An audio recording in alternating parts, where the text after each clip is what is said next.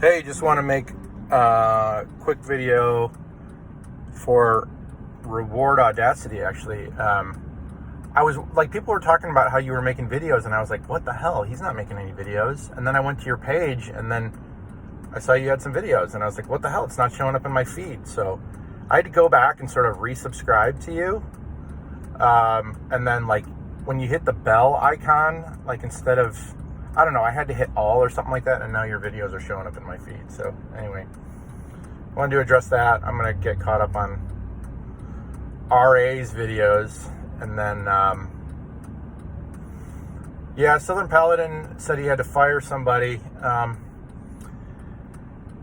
My dad went through a similar thing where he said he was dry heaving in the shower the morning before he had to go into work and fire somebody.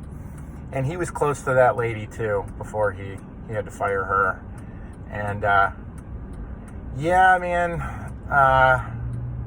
when you're a supervisor, that's why it is very wise to not get close to people who report to you. I mean, there's several reasons why you don't get close to people at work, especially subordinates. Several reasons. And I'm not saying you don't get close to them at all.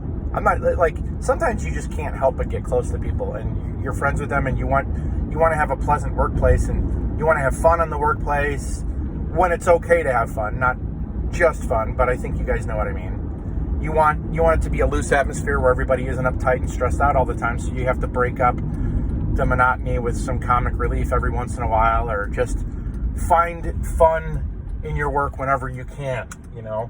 Like, I'll be working on files, and then I'll a file will suck, and then I'll send a meme to a friend of mine, and I'll be like showing how bad the file sucks or whatever, and somebody like blowing their brains out or something like that, or somebody getting ready to jump off a cliff or whatever it is, and then we have a little ha ha ha moment for 10 seconds, and then we go back to working. You need those kinds of things, and those are the kinds of things that get you close to people. But I hate to say it, when you're a supervisor, it's a whole different ballgame.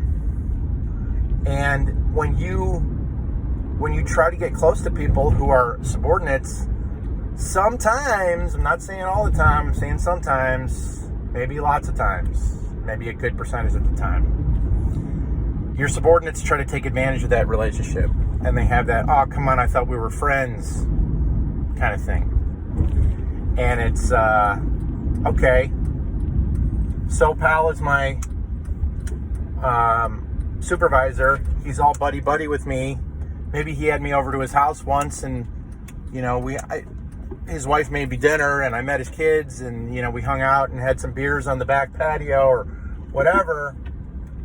So I feel like I can, if I'm not that great of a worker, then maybe I'll continue to not be that great of a worker, but I'll think, okay, I have job security now because I'm friends with the boss.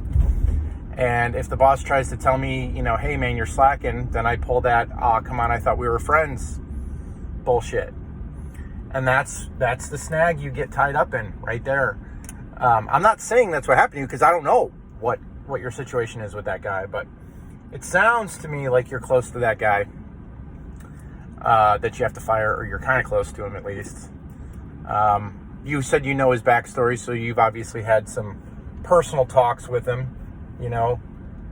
But another thing I can tell you, man, is that, again, as a supervisor, I've been a supervisor before. It's human nature sometimes to set people up. So in other words, I just got hired back at an old company that I used to work for, and there's this guy he's been working there forever, and everybody kind of knows that he doesn't do his job. I mean, everybody knows that about him, and he gets like a second warning and a third warning and a fifth warning and a 12th warning, and now I think he's on his 28th warning, and he still has a job, which just kind of blows my mind. But anyway, so I talked to him for the first time in over a year, and I'm like, hey man, how you doing? He's like, oh, not good, I had a death in the family, and I had, and it's just like, oh, okay, well, I'm sorry to hear that. And then you find out later, when you talk to other people, that he's telling you that because he's kind of setting you up for later on. He's setting you up for when he doesn't do his job, or he needs to, take 3 days off unexcused or whatever. Like, remember I told you the other day, I was struggling with that. Yeah, that's going on still. I got to take care of this and take care of that. And, the death in the family, really hurt us financially. So now I got to do this and I got to do, he told you that stuff for a reason. Because most people, when you ask them, how are they doing?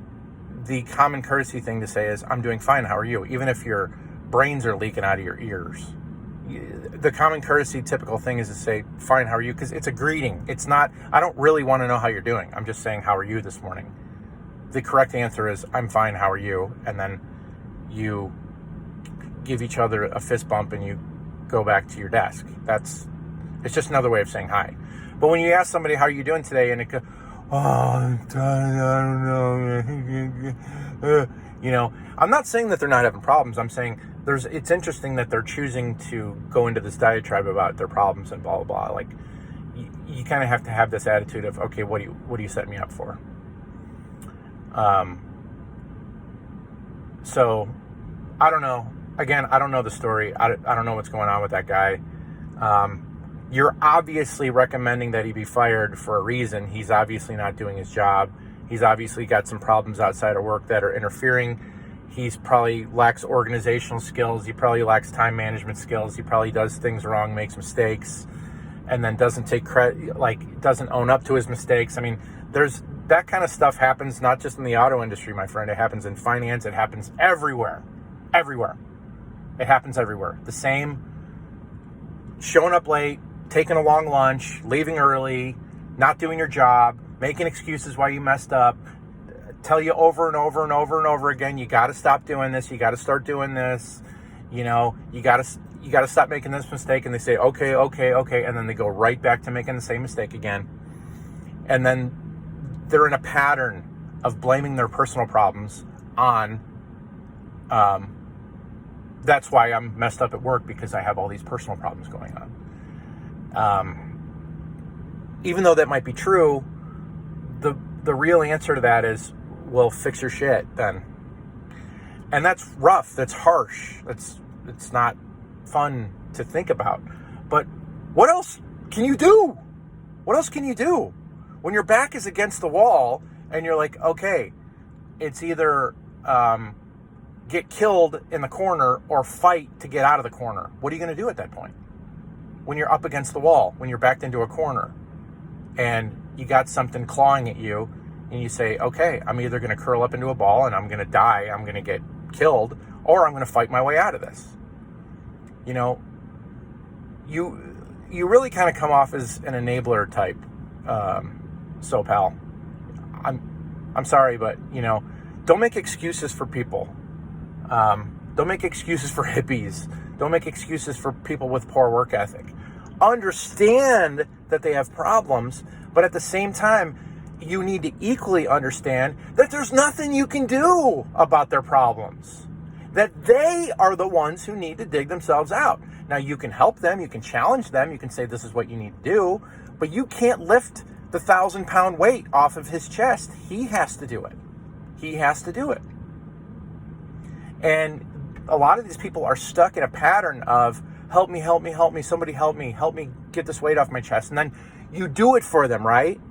You as their boss, you as their mom, you as their dad, you as their brother-in-law, you as their friend, whatever. You bail them out of $5,000 of credit card debt, $25,000 of credit card debt, whatever you do, you bail them out. You say, okay, that's it. This one time I'm bailing you out. I'm helping you out. I'm bailing you out. You have no more debt. You're debt-free now. What do? Their spending patterns didn't change, did they? Nope. So what do? They keep the same spending patterns that they had before, and they get right back into debt again. You bail them out at work with their poor work ethic, and you save their ass. You help them not get fired, and what do? They have nothing changed inside. So they have the same work ethic, so they get back into the same trouble that they got in before. The only way to learn is to fall flat on your face. It's the only way to learn. And unfortunately, you have to be the guy who delivers them the bad news of, hey, you're falling flat on your face. You're shit canned. You're gone. Sorry. And of course you're not going to put it that way. You're going to be nice about it, and you're going to be nervous about it, and you're going to feel bad about it. But feeling guilty about it as if, oh, there's something else I could have done. No. Chances are you did too much already. Chances are. Chances are you did too much to enable him. And at the end of his life, he's going to look back on this and he's going to say one of the best things that ever happened to me was when SoPal fired me, because it woke me up. So you got to look at it like you're actually helping him by shit canning him.